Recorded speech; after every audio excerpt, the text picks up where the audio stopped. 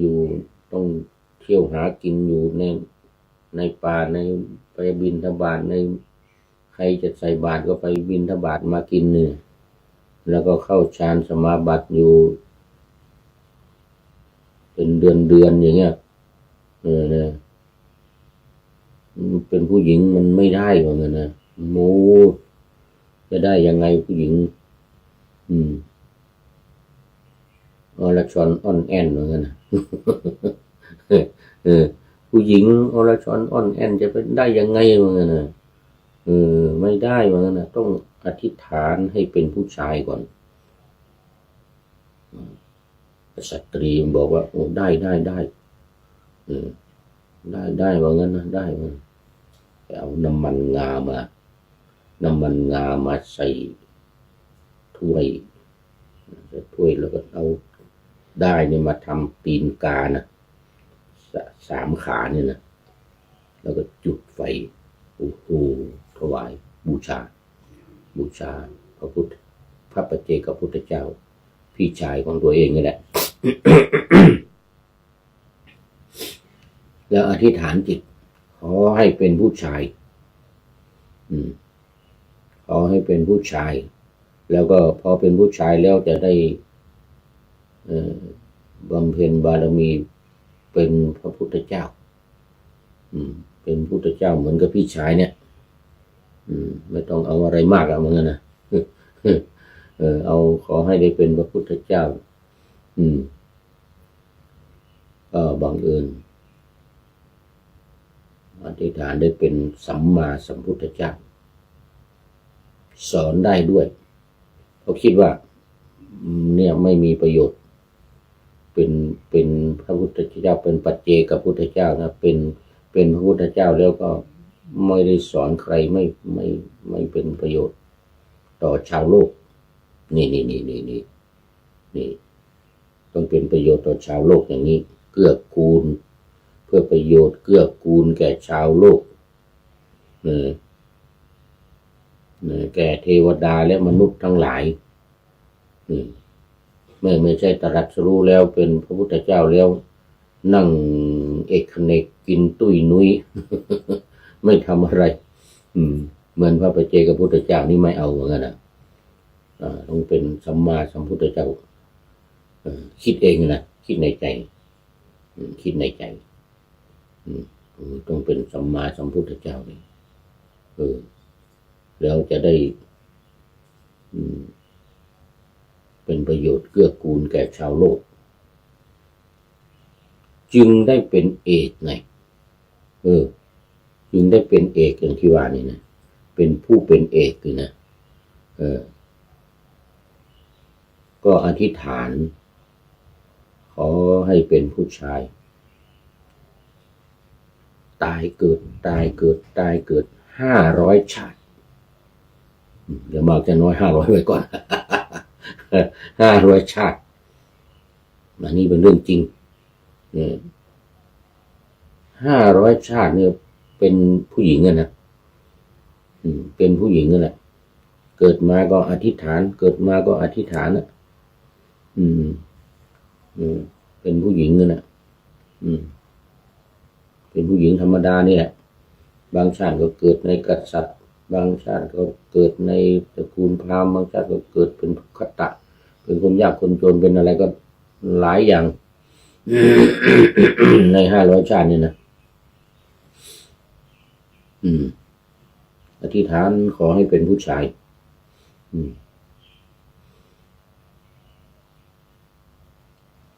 ไม่แต่งงานไม่มีสามีไม่มีลูกอธิษฐานอย่างเดียวทำงานหาเงินเลี้ยงตัวเองบางชาติเกิดเป็นกษัตริย์ก็ดีอยู่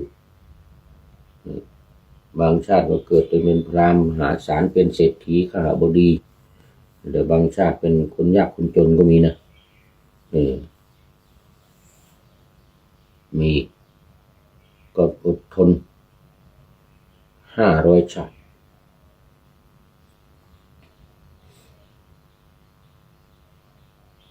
ได้ร่างเป็นผู้ชายพ้น500 ชาติด้วยนะอีก500 ชาติได้ร่างเป็นผู้ชายแล้วแต่ใจจิตยังเป็นผู้หญิงมีความอรชรอ่อนแอนเขาเรียกว่าเป็นกระเทยบ้านเราเรียกว่าเป็นกระเทยนะเป็นได้ผู้ชายแล้วนะแต่ก็ยังอ่อนแอนจิตใจยังไม่เข้มแข็งจะพูดจะจาอะไรก็มันเป็นผู้หญิงเป็นผู้หญิง500 ชาติเป็นผู้ชายนี่นะก็ไม่แต่งงานไม่กล้าแต่งงานเป็นผู้ชายแหละแต่ก็แอนอธิษฐานอีกอยู่อย่างนั้นอธิษฐานขอให้เป็นพระพุทธเจ้าแล้วก็ขอให้เป็นสัมมาสัมพุทธเจ้านะ500 ชาติเป็นกระเทยอยู่อย่างนั้นแต่เป็นกระเทยดีนะไม่ได้ทำความผิดมีศีลรักษาศีล5 ศีล 8นี่กระจอกศีล 5 ศีล 8นี่นะรักษาศีลนี่เคร่งครัดยิ่งกว่าพระยิ่งกว่าศีล227อีกแต่ในฐานะที่ว่าเป็นฆราวาสก็รักษาศีล 5 ศีล 8นี่แหละวันพระ8 ค่ำ15 ค่ำก็ถืออุโบสถวันธรรมดานี่ก็ถือศีล 5นี่อธิษฐานเอาเองนะอธิษฐานเอาเองบางทีก็เกิดในตระกูลพราหมณ์ไงบางทีก็เกิดในตระกูลกษัตริย์หรือตระกูลแพทย์ตระกูลสูตรอะไรเนี่ยเป็นกรรมกรแบกหามก็เป็นผู้ชายนี่นะแต่ว่ามันจิตใจมันยังอ่อนแอจิตใจยังเป็นผู้หญิง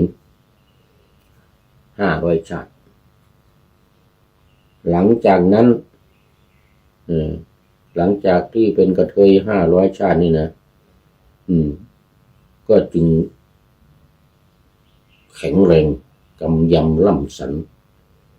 แต่งงานมีเมียมีลูกในแต่ละชาตินี่นะ16 อสงไขยเนี่ย16 อสงไขยเนี่ย อยู่ใน16 อสงไขยเนี่ยแต่ว่านะในท้ายบั้นปลายของชีวิตเนี่ยต้องออกบวชทุกชาติใน16 อสงไขยเนี่ยอายุสมมุติว่าในบางชาติมันบางสมัยพระพุทธเจ้าบางองค์นะ80,000 ปีบ้าง70,000 ปีบ้าง60,000 ปีบ้างอย่างนี้นะถ้าโดนสมัยพระวิปัสสีนี่นะ80,000 ปีนะพระสิกขี70,000 ปีนะ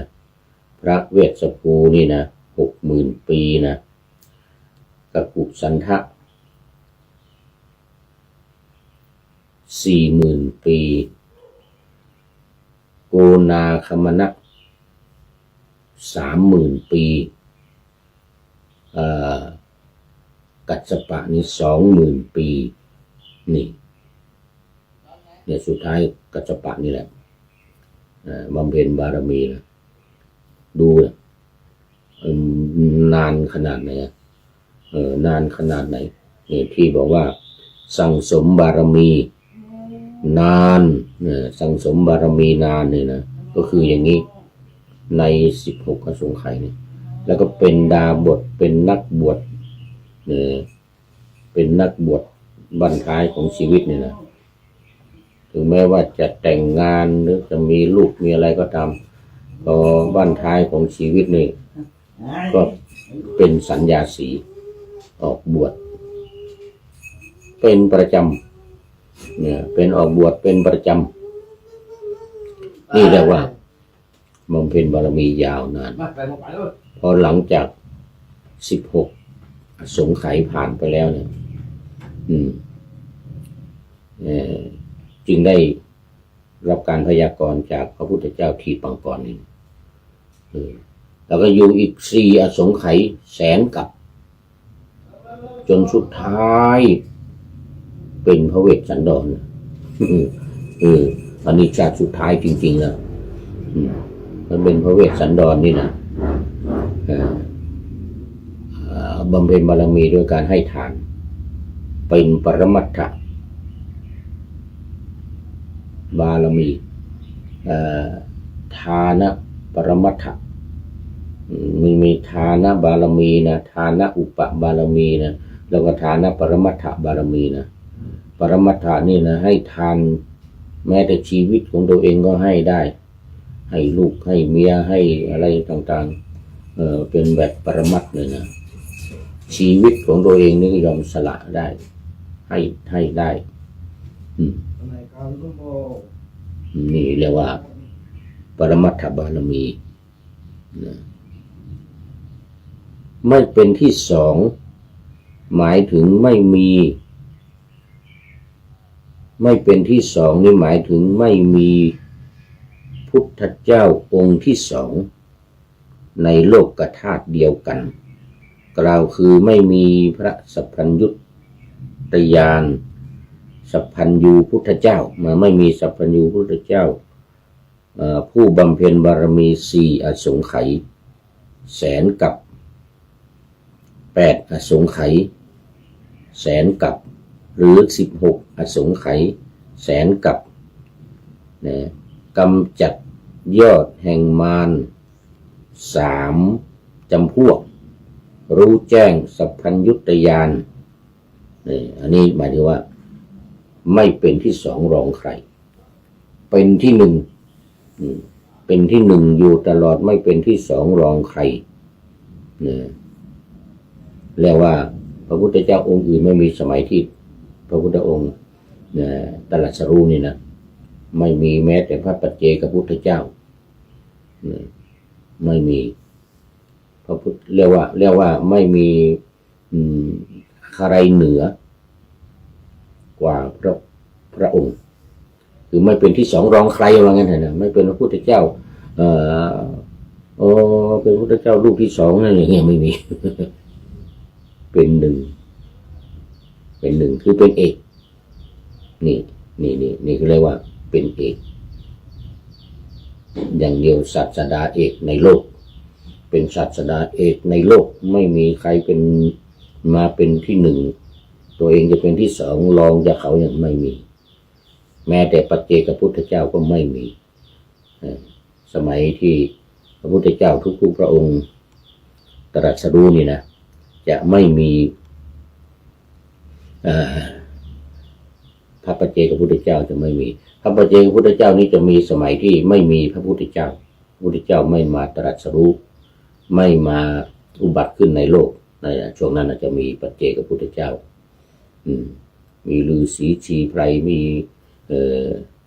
นักปรตบำเพ็ญบารมีอะไรต่างๆสมัยนั้นมีแต่ถ้าสมัยมีพระพุทธเจ้ามาอุบัติในโลกแล้วเนี่ยพระปัจเจกพุทธเจ้ายังไม่มีหรือ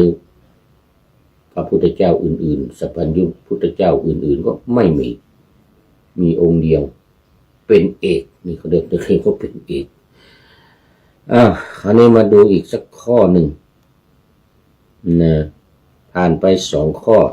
170 171ยังพอมีเวลาเหลืออยู่172 บุคคลผู้เป็นเอกนะบุคคลผู้เป็นเอกเมื่อเกิดขึ้นในโลกย่อมเกิดขึ้นเป็นอัจฉริยมนุษย์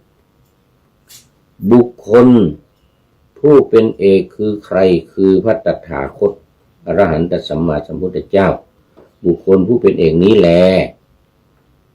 เมื่อเกิดขึ้นในโลกย่อมเกิดขึ้นเป็นอัจฉริยมนุษย์อัจฉริยมนุษย์นี่ก็คือได้ว่าไปแล้วเป็นอัจฉริยมนุษย์นะหมายถึงว่าประกอบด้วยธรรมที่น่าอัศจรรย์เป็นอันมากเป็นมนุษย์ผู้ได้สั่งสมที่ว่าเมื่อกี้นี่นะได้เป็นอัจฉริยมนุษย์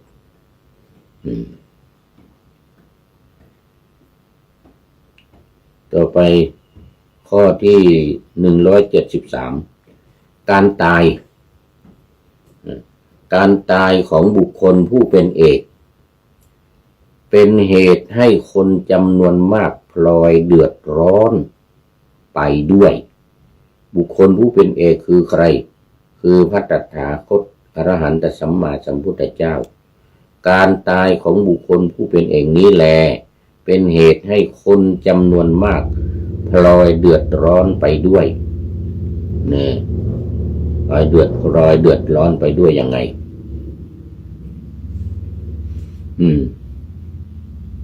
คือไม่มีอัตภาพใดเหมือน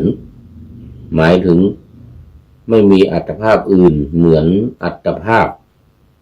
ของพระพุทธเจ้าแม้ในสิ่งที่พวกมนุษย์ ใช้เงินหรือทองสร้างรูปเหมือนนั้นก็ไม่มีใครสามารถสร้างได้เหมือนพระองค์ได้เลยแม้แต่น้อยนะอันนี้เรียกว่าทำให้คนอื่นนี่ไม่มีใครเหมือนมันจึงเป็นสิ่งที่คนทั้งหลายนี่พลอยเดือดร้อนไปเมื่อพระพุทธองค์ปรินิพพานดังเราจะเห็นได้อย่างตอนที่พระองค์ปรินิพพานที่เมืองกุสินารานี่นะที่เมืองกุสินารา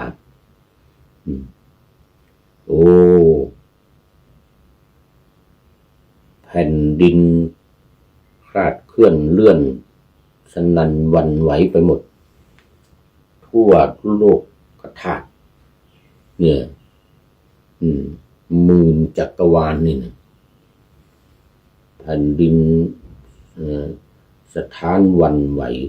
คนทั้งหลายก็ตื่นตระหนกตกใจเดือดร้อนกันไปทั่วทุกจักรวาลหมื่นจักรวาลในโลกเนี่ยหมื่นจักรวาลหมื่นโลกธาตุเดือดร้อนกันไปหมดเลยตกอกตกใจเสียอกเสียใจเสียดายอะไรก็ว่าไปเศร้าโศกเสียใจที่พระพุทธเจ้าเสด็จจากไปนี่เดือดร้อนอย่างนี้เดือดร้อนกันอย่างนี้เพราะว่าอัตภาพของพระพุทธองค์จะไม่เหมือนกับใครไม่เหมือน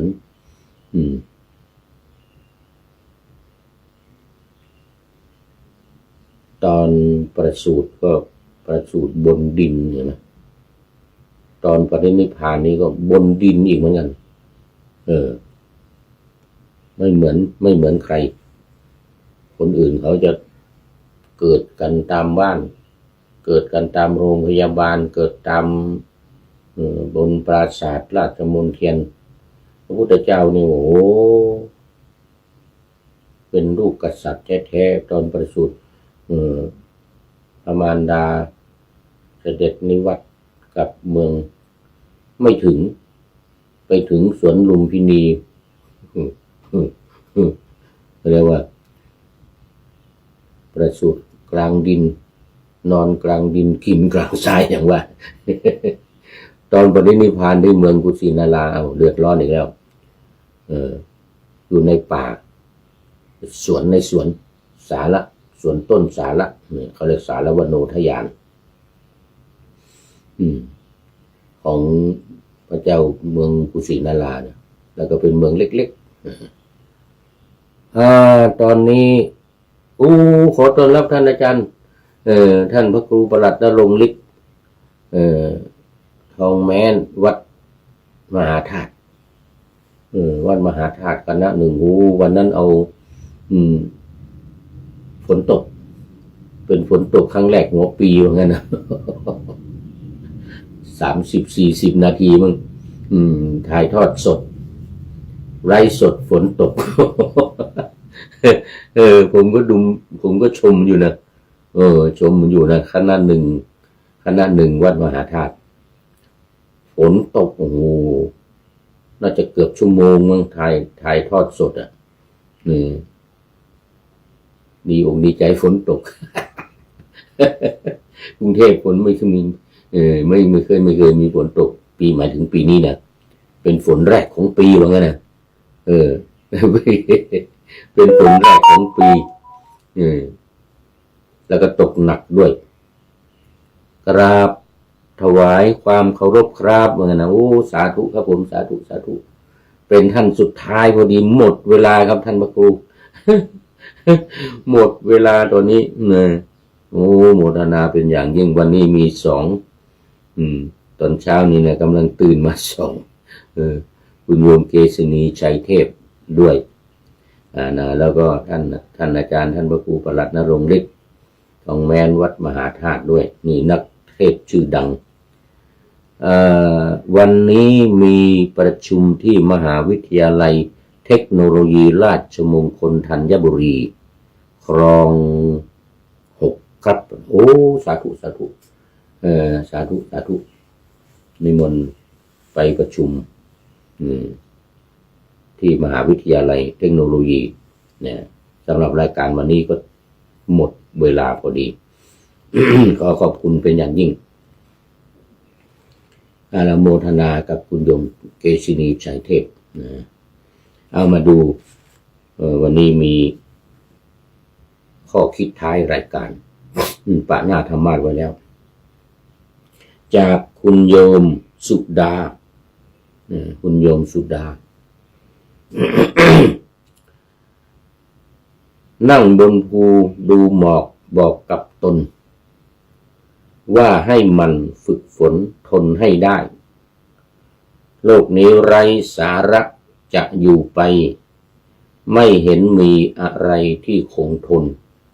อนิจจัง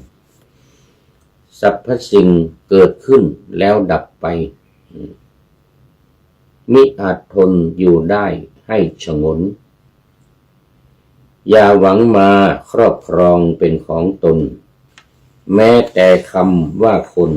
ก็ไม่มีคนเรานี่ไม่มีเป็นอนัตตาเนี่ยเป็นอนัตตาเพียงสมมุติกันไว้ใช้เรียกขานพอเรียกกันมานานหลงสิ่งนี้คิดว่านี่แหละเราเขาว่ามีหลงยึดคำดีที่เรียกขานตนกายนี้ไม่ใช่เราอย่าหลงผิดอย่าได้หมายยึดติดจิตสับสนแท้จริงไซร้ไม่มีสัตว์บุคคลไม่มีตัวไม่มีตนคนสัตว์ใดขอบคุณคุณโยมสุดาไว้ณที่นี้เป็นอย่างยิ่งตอนนี้สุดท้ายจริงๆพระเดชพระคุณหลวงพ่อวชิระคุณาทานสาธุครับติดตามรับฟังตั้งแต่ต้นแล้วครับสาธุขอบคุณมากขอบคุณมากวชิระคุณาทานวัดเจดีย์แม่ครัวอำเภอสันทรายท่านอาจารย์พระมหาวิเชียรวชิระคุณาทานเนี่ยนะสาธุแล้วสุดท้ายจริงๆหลวงพ่อสุทธิสงุมรำ จากจังหวัดบุรีรัมย์นี่FC ตัวจริงมาด้วยหัวใจใสๆGood morning อะไรGood มันผ่านไปแล้วต้องขออภัยไม่ทันมองGood morning Happy Birthday อะไรของพระเดชพระคุณหลวงพ่อเนี่ย อันสุดท้ายจริงๆขอขอบคุณเป็นอย่างยิ่งขอนำพระไตรปิฎกลอยฟ้าไปจากผู้ฟังทั้งหลายในโลกลาภวันต่อไปจะได้จรย้อนกลับมาสู่สถานีใหม่ให้ท่านฟังอย่าลืมเปิดวิทยุหรือเครื่องรับโทรศัพท์โมบายคอมพิวเตอร์ผัง YouTube เฟซเพจไลน์ให้